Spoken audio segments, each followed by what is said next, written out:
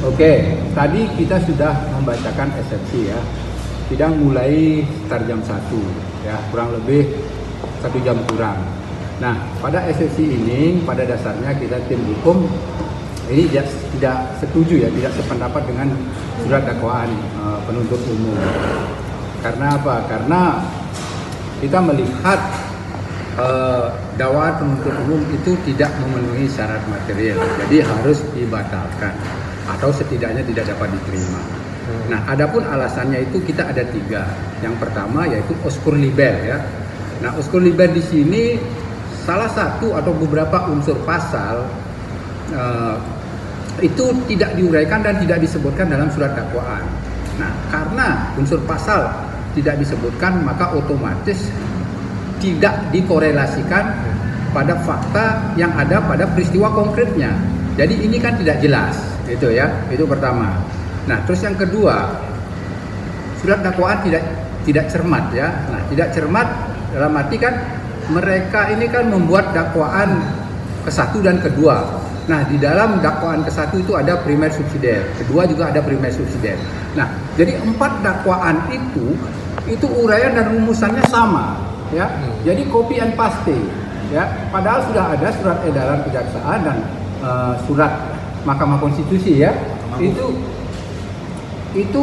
tidak boleh, ya. Jadi tidak boleh itu.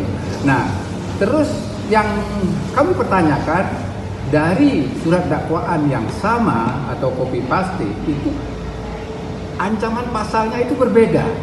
Jadi 4 pasal yang diancamkan itu berbeda. Nah, ini kan hemat kami, ini surat dakwaan yang sesat, ya. Jadi itu sebenarnya tidak, ya harus dibatalkan seperti itu. Nah, terus yang ketiga, surat dakwaan penuntut umum ini palsu ya. Palsu dalam arti surat dakwaan dibuat dari berita acara, susunan berita acara yang cacat hukum. Ya, maksudnya menyimpang dari uraian penyelidikan dan penyidikan sebelumnya. Nah, seperti Anda tahu kan sebelumnya kan ketika penyidikan dianggap rampung akan P21 ya, tahu tiba-tiba tidak jadi dilimpahkan karena ada P19 kan begitu. Nah P19 itu ada catatan penambahan pasal. Nah, pertanyaan kami, jika ada penambahan pasal, seyogianya itu kan harus ada penambahan alat bukti, kan begitu. Nah, harus ada laporan baru, harus ada penyelidikan baru. Nah, sekarang mereka semua itu kan sudah diperiksa dalam tahap penyidikan, baik BAP saksi dan alat bukti, itu kan hanya berdasarkan satu pasal saja, yaitu pasal 6 huruf C TPKS ya, tindak pidana kekerasan seksual. Nah, sekarang dasarnya dakwaan ini dengan adanya penambahan pasal ini apa? Ya, jadi itu kan itu yang kami pertanyakan lah. Ini kita dulu diperiksa ya berdasarkan hanya satu pasal saja, tapi sekarang dakwaannya ditambah 3 pasal menjadi 4 pasal ancamannya. Ini dasarnya apa? Nah, kami bersimpulan bahwa dakwaan ini hanya berdasarkan asumsi saja, bukan fakta hukum. Nah, itu argumen kami tentang dakwaan penuntut umum. Ya, ada yang lain? Yang ketiga, Tiga sudah. Berarti 3 poin. Itu kan 3 poin yang 3 poin yang kita bilang kan tadi. eksepsinya ya. Ya. Terus ya seperti yang kita bilang dulu, melihat dari surat dakwaan ini sebenarnya sih kasus ini sebenarnya masih sangat dipertanyakan bisa naik di persidangan. Nah, setelah kita melihat surat dakwaan penuntut umum ini tambah yakin ini kasus ini naik karena viral. Ya, gitu.